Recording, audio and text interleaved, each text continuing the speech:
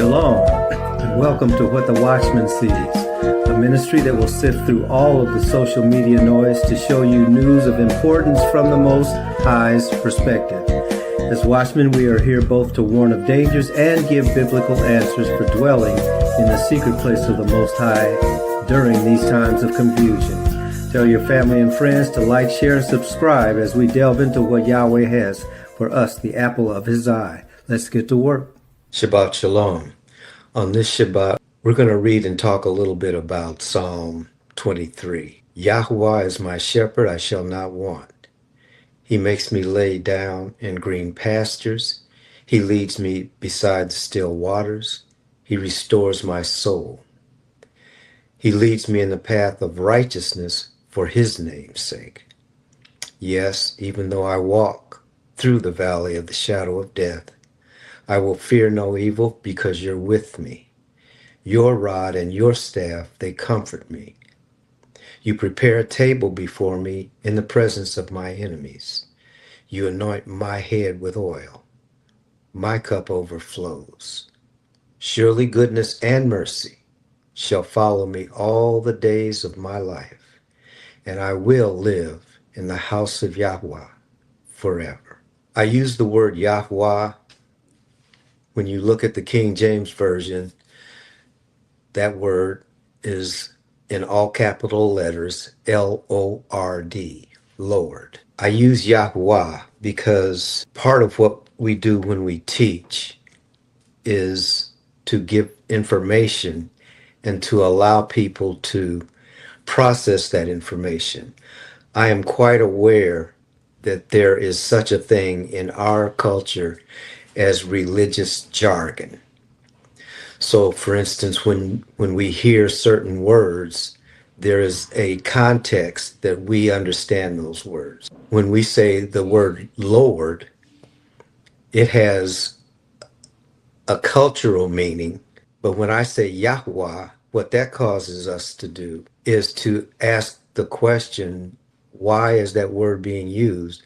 So that we can let the Holy Spirit tell us and speak to us in our heart as to what this word Yahuwah means. So realistically, the Most High, if your heart is sincere, when you call on the Most High, when we speak English, so Lord is okay, Jesus is okay, God is okay, because that's what we understand. But as I said, sometimes those words have meaning that is more religious in nature, when in actuality, those words are talking about the creator of the universe. And so it would prompt us to ask the question, so what does that mean to me? What am I actually saying? Who am I calling on? So it just gives us a chance as we speak whatever name. Our study and our meditation has led us to understand the Most High to be. As we speak that name, then we know we're talking about a specific God, the risen Lord.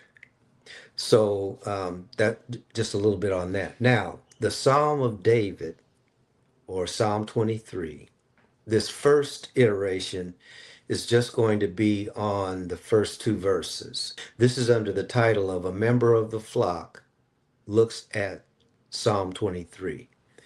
So the first thing that we just talked about at the very beginning is the Lord, or Yahuwah. And then we describe who Yahuwah is. King David described Yahuwah as his shepherd, which means that he is one of the flock of Yahuwah, even though he's the king of a nation. So when we say Yahuwah is my shepherd, it is implied that we believe the Most High to be the leader of our flock, which means that we are his sheep, the sheep of his pasture.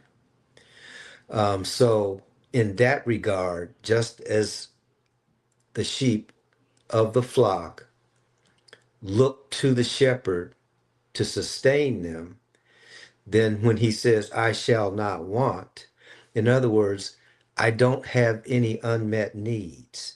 It's the same thing, really, is saying shalom, which actually means everything complete, nothing lacking. Okay, so that's what that first verse is saying. Yahuwah is my shepherd, and as a shepherd, he provides me with everything that I need, and therefore I have no lack.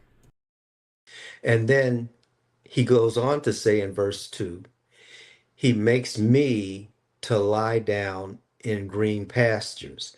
Now he's talking as if he's the only sheep, but in fact, he is a part of a herd. But each individual member of the herd believes that that shepherd is their shepherd. So he takes it personally and he relates to it personally, even though he's a part of a larger flock. Okay. So he makes me to lie down in green pastures.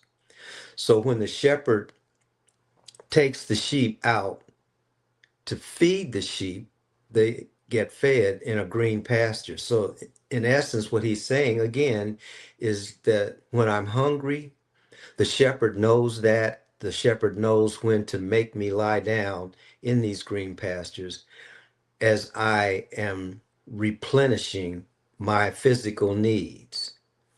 And part of the physical need has to do with eating. The other part of the physical need has to do with drinking or satisfying thirst. So it says, he leads me beside the still waters. The water is a water of peace.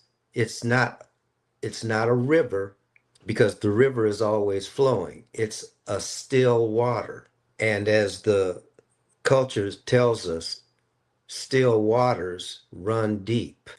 So that's, in other words, he continually refreshes us at that water.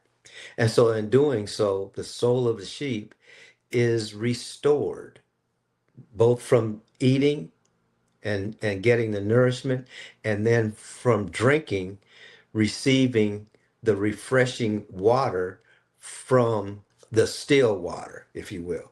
In doing both of those things, the soul is restored. And not only is his soul restored, the flock's soul is restored. So we're gonna just leave it at that, and then in the next part we'll look at starting at the rest of verse 3.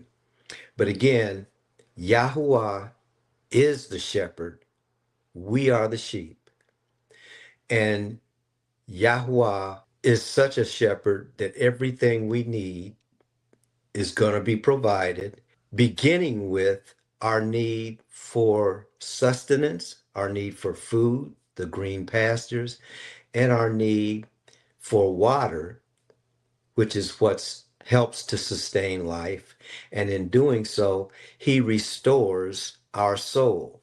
Now, that word restore in English is two-part, rest and oreth. If you remember, this is the Shabbat, the day of rest.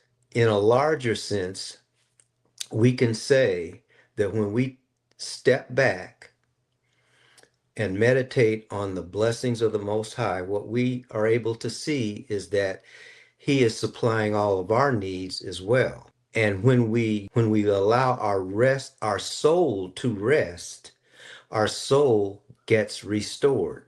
And part of the resting has to do with sustaining us physically. Okay. So it's not just lying down. Lying down is a part of it. He gives us the ability to eat in those green pastures. He restores our soul by the waters.